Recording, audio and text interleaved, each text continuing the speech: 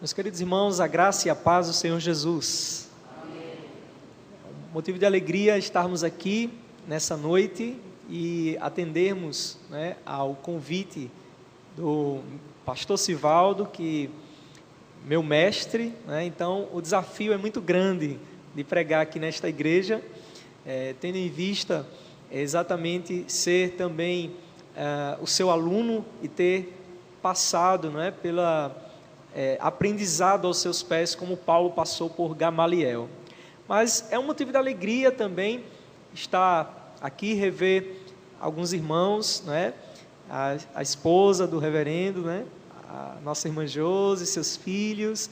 Mas eu vim também, eu vim com a minha esposa Carmen, minha filha Karen, está ali com as crianças também, e nós também nos alegramos de ver, o seminarista Pedro, sua esposa Rebeca. Então para nós é alegria estar conhecendo também os irmãos nesta igreja, e nós queremos também louvar a Deus por este tempo que temos trabalhado ali na igreja presbiteriana da Madalena, onde nós temos ali auxiliado e ter o privilégio de poder servir ao Senhor junto com os irmãos lá. E também nós somos naturais de Aracaju, Sergipe, e graças a Deus estamos terminando o nosso tempo no seminário.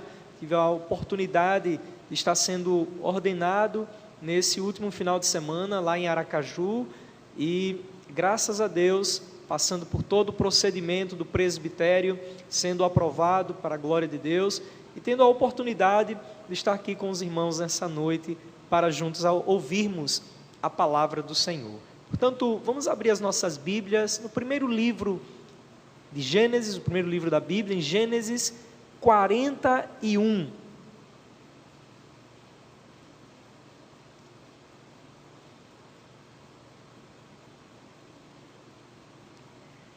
Gênesis 41, nós leremos apenas um versículo, o versículo 46, Gênesis 41, 46, e sendo apenas um verso da palavra do Senhor, vamos então ler juntos, a uma só voz, esse texto da palavra do Senhor.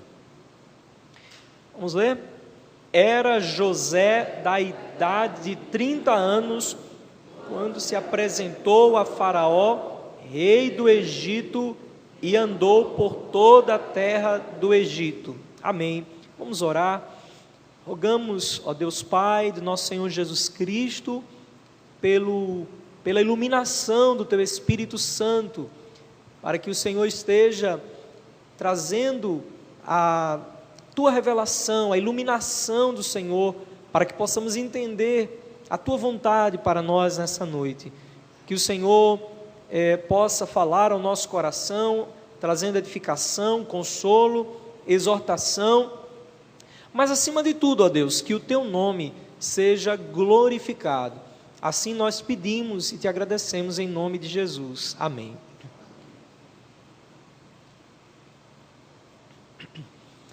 Já pensou se nós tivéssemos o poder de controlar tudo o que acontece em nossa vida? Já pensou se nós tivéssemos o poder de resolver situações impossíveis que acontecem conosco? Ou se de repente nós tivéssemos o poder de saber o que é que vai acontecer amanhã, segunda-feira?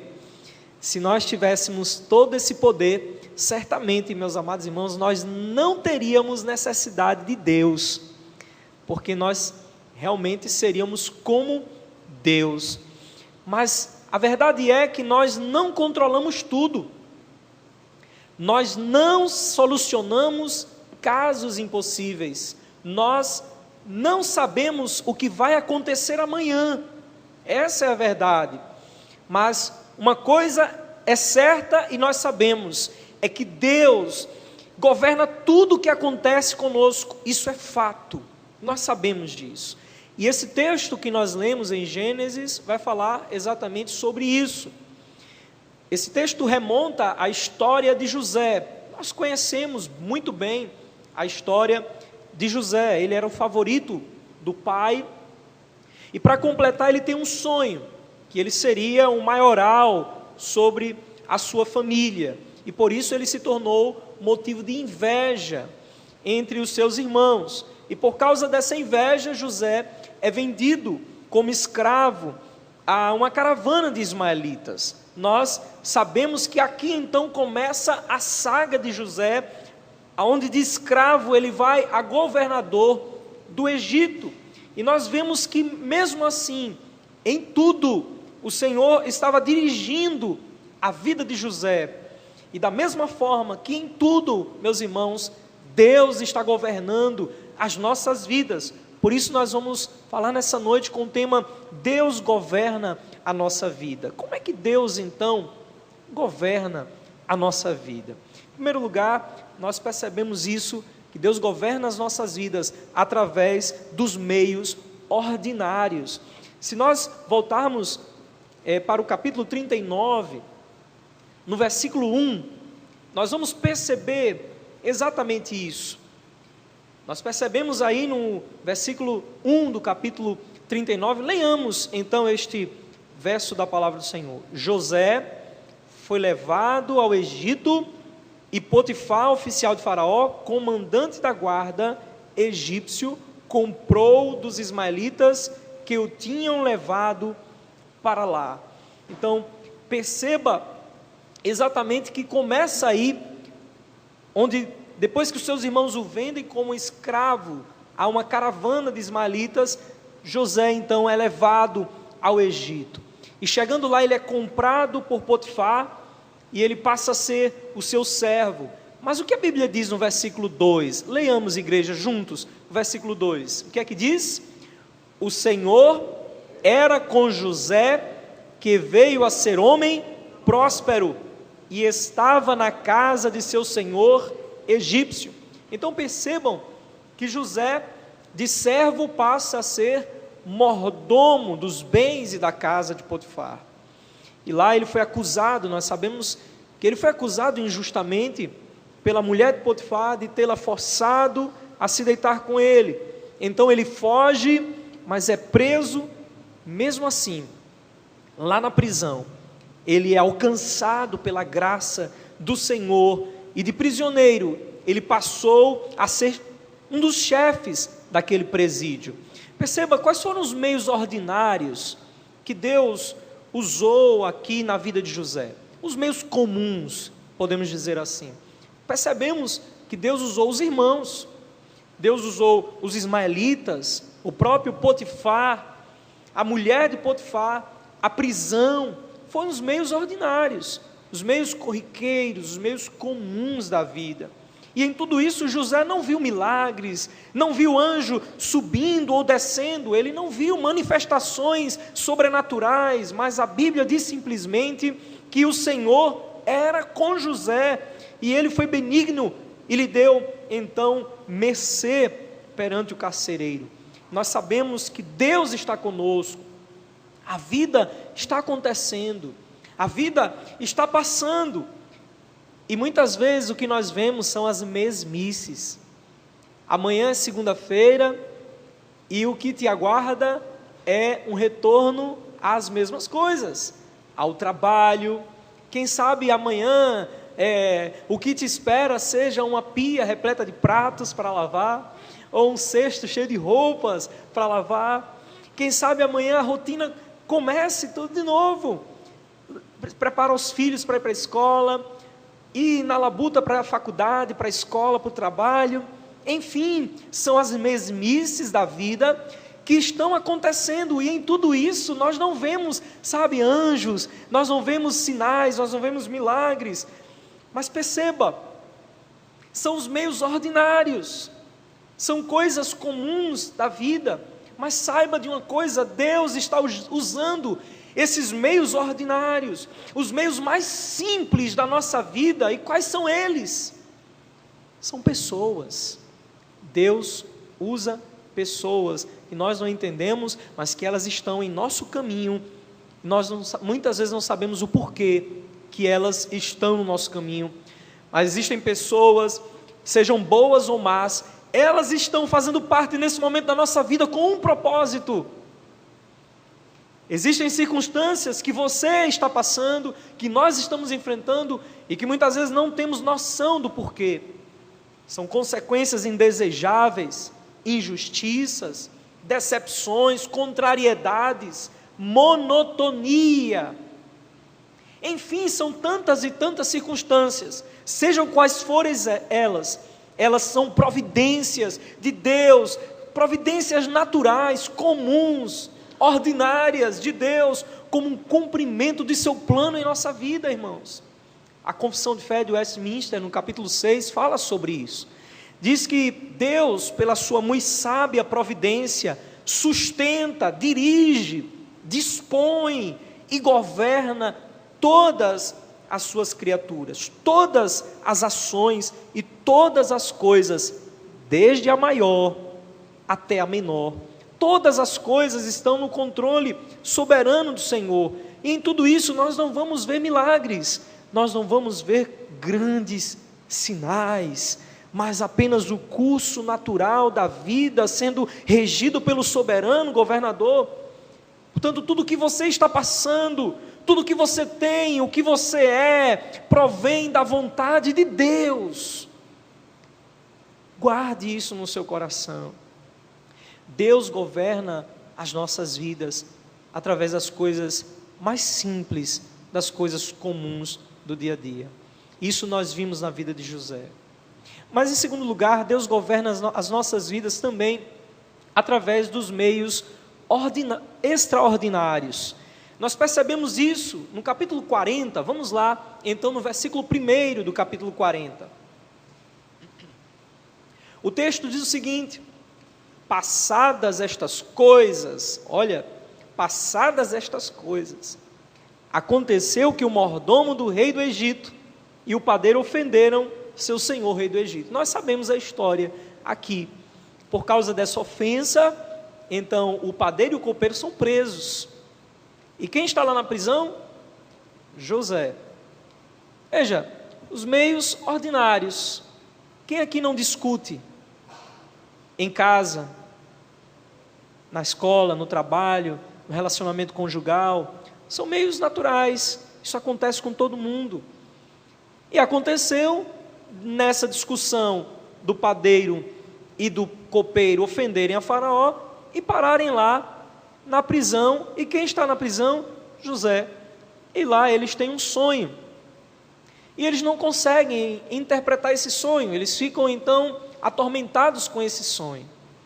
Mas José se apresenta exatamente, mostra suas experiências a eles em relação a como Deus o usou para interpretar seus sonhos. E veja, aqui está exatamente o meio extraordinário, irmãos. Porque o meio ordinário é as coisas acontecerem naturalmente e nós percebemos isso.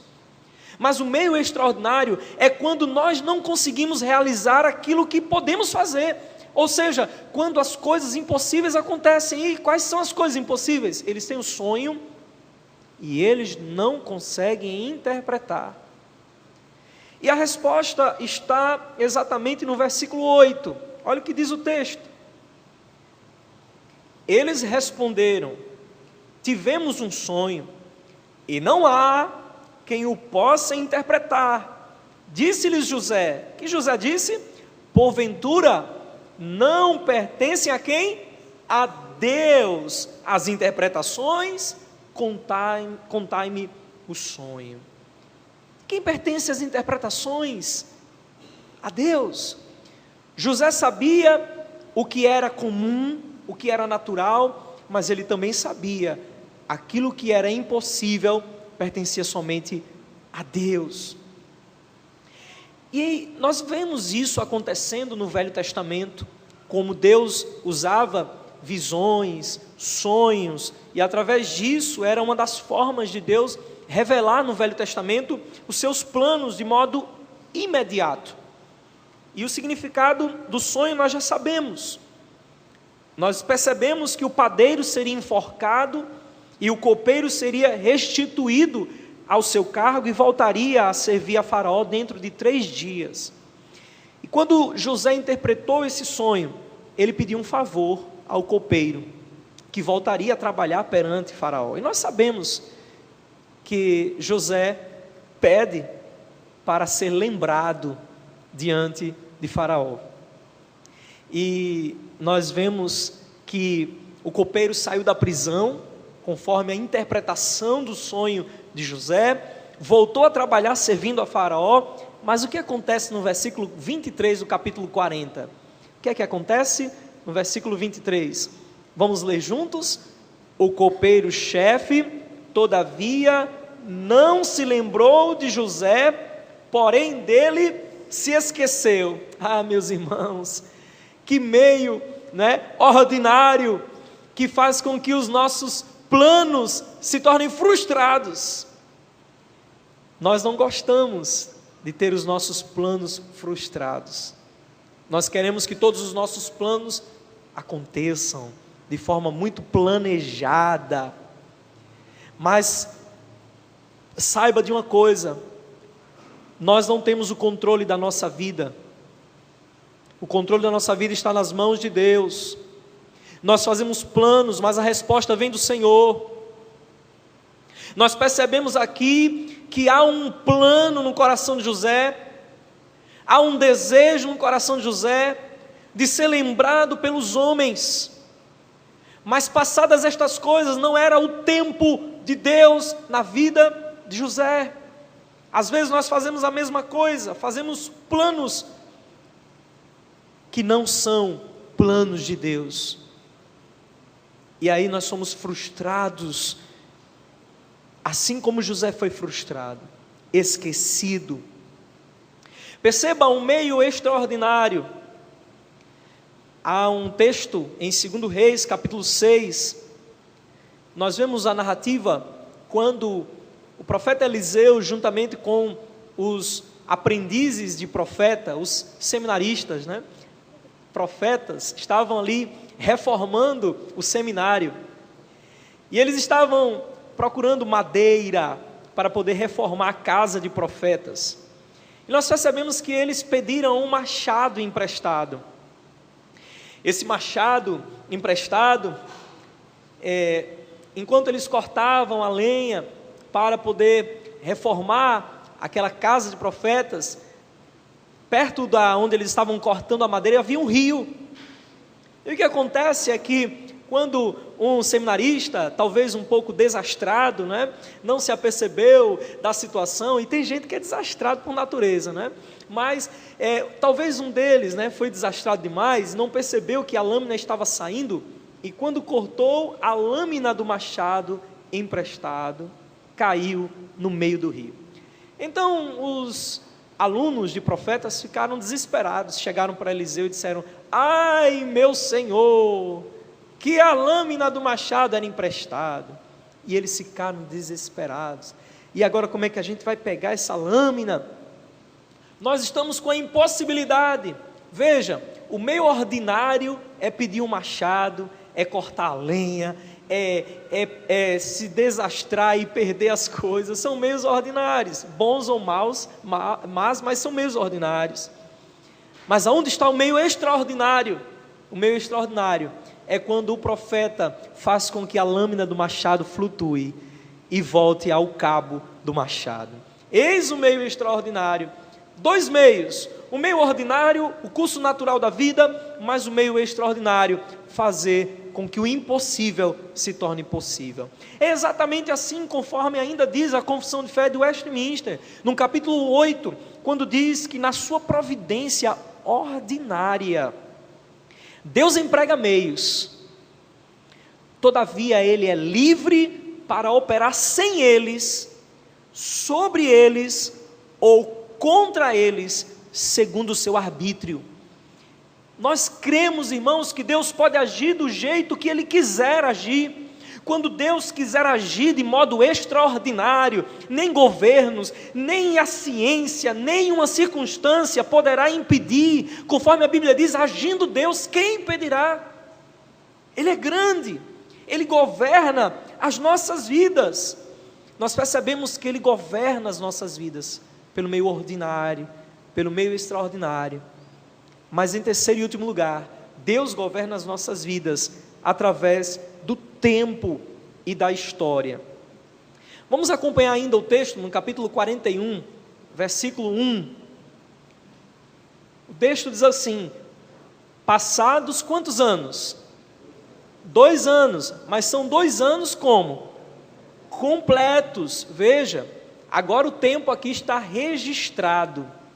O tempo é, de fato, específico.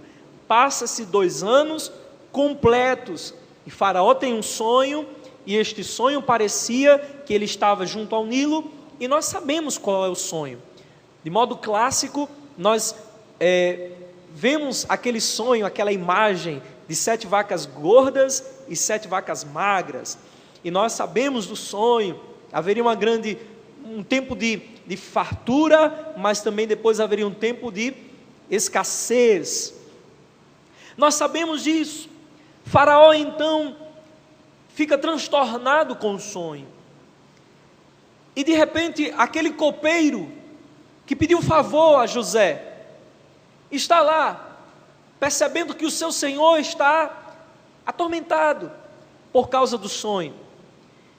Então ele se lembra, nesta ocasião, que passa-se um tempo, e este tempo é catalogado, é anotado. Passa-se um tempo, e exatamente neste tempo que vem aquilo que foi esquecido na mente humana, agora é trazida a lembrança daquele copeiro, que existia alguém usado por Deus na face da terra, que havia interpretado o seu sonho, que tinha experiências com Deus maravilhosas acerca da interpretação dos sonhos. Então o Faraó ficou curioso e pediu para que se chamasse este homem.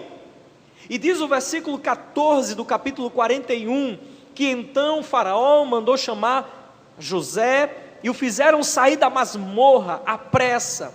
Ele se barbeou, mudou de roupa, e foi apresentar-se a Faraó. E no versículo 32, quando ele se apresenta a Faraó, ele então diz qual é a interpretação do sonho. E ele diz no versículo 32 do capítulo 41, o sonho de Faraó foi dúplice, porque a coisa é estabelecida por quem? Por Deus, e Deus se apressa a fazê-la. E no versículo 39, nós vemos: e depois disse Faraó a José: visto que Deus o fez saber isto, ninguém há tão ajuizado e sábio como tu. Versículo 40, administrarás a minha casa, e a tua palavra obedecerá todo o meu povo. Somente no trono eu serei o maior que tu. E dos versos 41 a 45, nós então percebemos que José é levantado segundo o segundo soberano de todo o Egito, conforme a vontade do Senhor. Deus estava governando em todo instante a vida de José. E no versículo 46, o versículo que nós lemos nesta noite, diz que José era da idade de 30 anos quando isso aconteceu, quando se apresentou a Faraó, rei do Egito, e andou por toda a terra do Egito. Perceba que houve um tempo. Alguns estudiosos dizem que José foi vendido jovem aos seus 17 anos.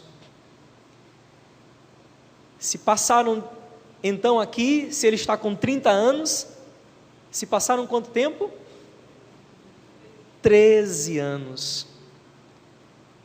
13 anos como um escravo, fugitivo, um prisioneiro.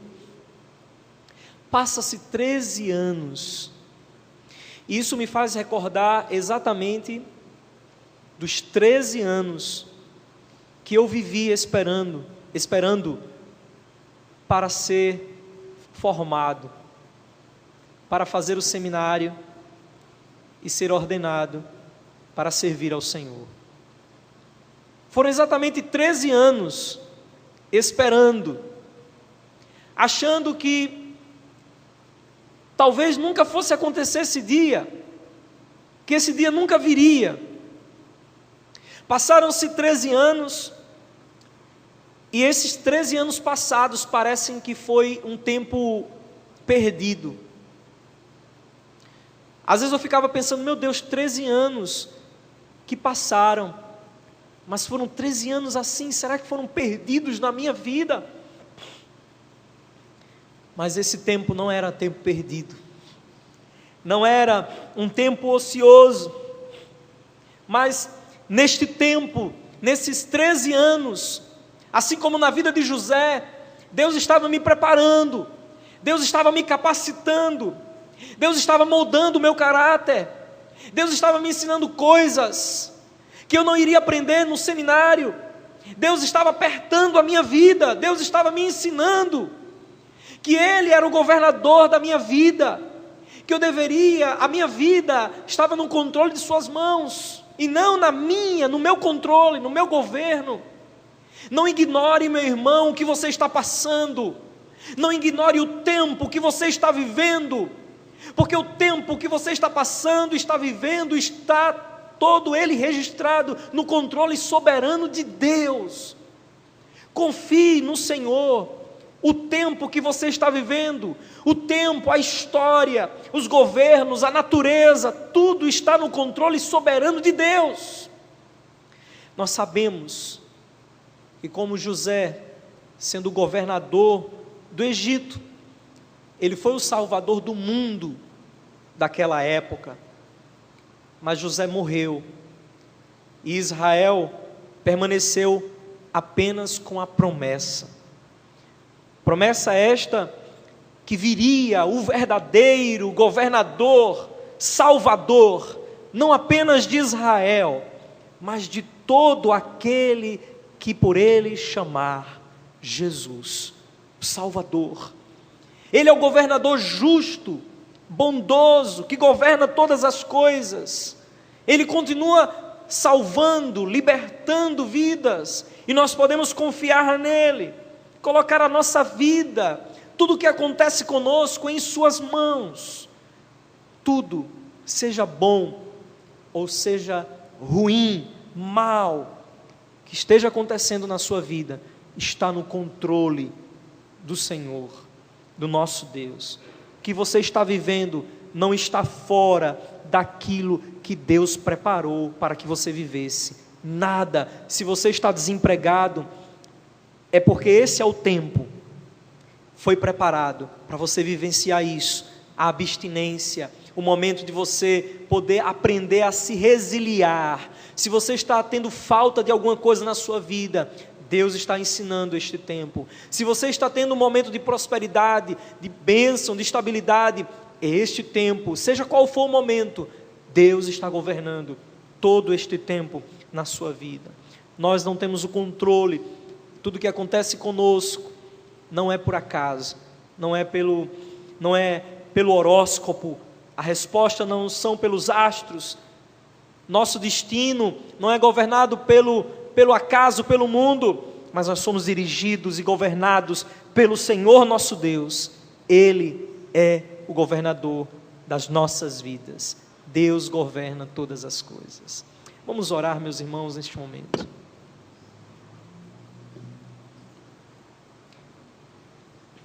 Bendito Deus Pai, de nosso Senhor Jesus Cristo, pelo Teu Espírito Santo em nós, o Senhor que governa todas as coisas, o Senhor que governa esta igreja, o Senhor que governa cada irmão, a vida de cada irmão aqui presente.